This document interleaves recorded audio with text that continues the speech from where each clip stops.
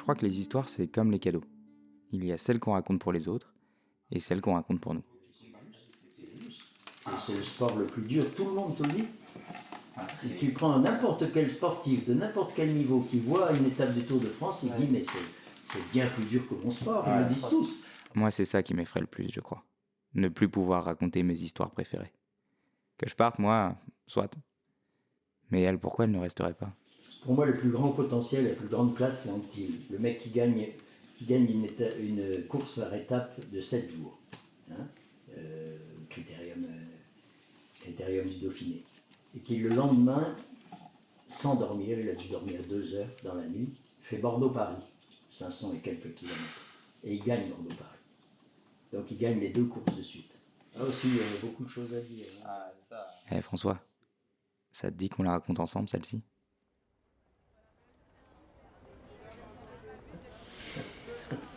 T'étais au Maroc ou t'étais à Lyon déjà? Non, ça c'était à Lyon. Lyon, 1965. France Gall chante Poupée de cire, poupée de son à l'Eurovision. La mini-jupe de Marie Cohn défraie la chronique et Michel Drucker est jeune. Rue de l'Alma à la Croix-Rousse. Dans un appartement de Croix-Rousse, la télévision raconte.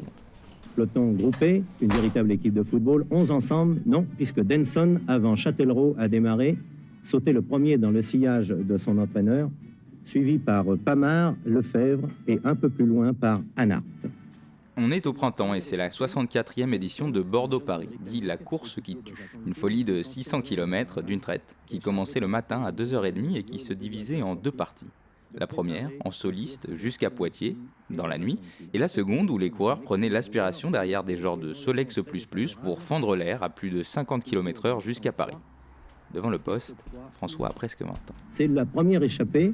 Denson, un jeune Britannique, équipier de Jacques Anquetil, qui, pense-t-on alors dans la caravane, est chargé par Raphaël Gimignani et Raymond Louviot, les 2 directeurs sportifs, de préparer la course de Stablinski et de Jacques Anquetil. En fait, Denson est un... Voilà notre vedette. Jacques Anquetil, maître Jacques, la bête noire de Poulidor. Ce monsieur, c'est l'un des plus grands coureurs de l'histoire. Un moteur de Formule 1, un ordinateur et un alambic, selon son directeur sportif.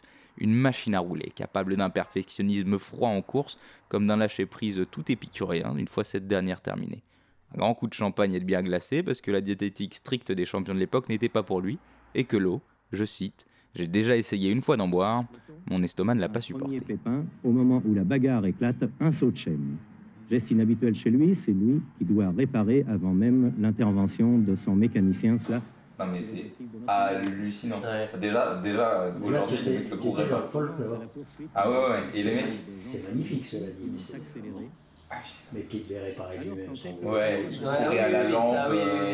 hallucinant.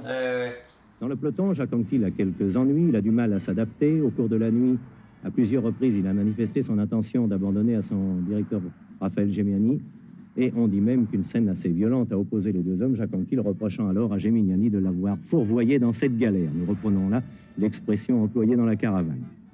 Si notre champion tire la langue, ce n'est pas une question de régime alimentaire. Jacques Anquetil, c'est 5 Tours de France, 2 Tours d'Italie, 1 Tour d'Espagne et 3 classiques. Le moins qu'on puisse dire, c'est que le Normand savait gagner. Non, s'il a l'air d'en baver, c'est parce qu'il vient de briguer, il y a moins de 10 heures, le critérium du Dauphiné libéré. Une autre course de légende, longue d'une semaine celle-ci. Arrivé à Avignon à 17h, ville terminus du critérium, il avait directement filé pour Nîmes, où l'attendait un avion dépêché par un De Gaulle fasciné.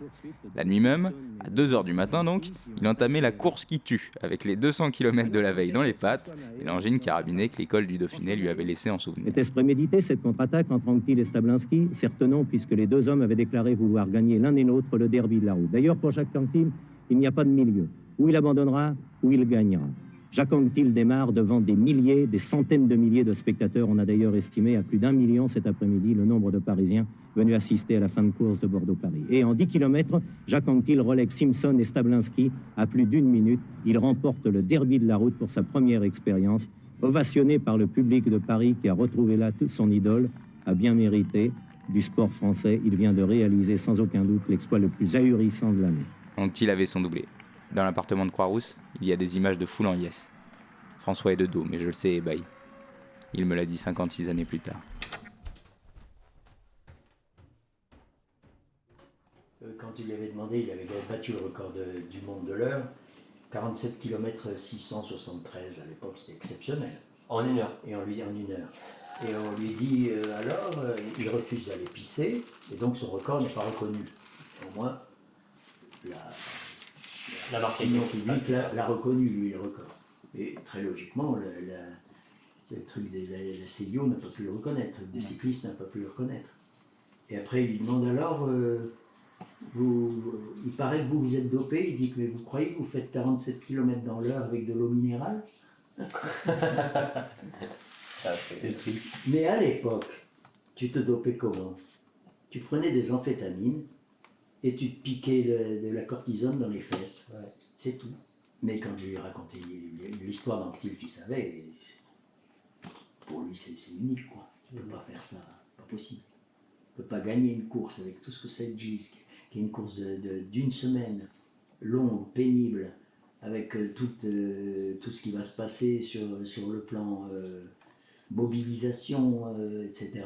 Et puis après partir tranquillement sur Bordeaux de Paris, tu as dormi 2 heures, tu fais 5 à 600 km et tu gagnes. C'est inouï. C'est inouï.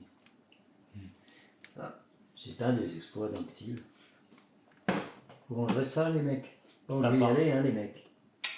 Aucun problème. Vous avez tout enregistré là hein? On a tout. Ah, faut pas rigoler hein, il faut que ce soit Le sérieux sport, hein. c'est le sport. Il y a des choses... L'astro, c'est du divertissement, mais dès que ça parle de sport, c'est Il faut parler les deux, astrosport en même temps, Astrosport, tu vois. c'est une Parle discipline. d'astro et puis paf, on met un peu de sport. Écho, un podcast des dialogueurs.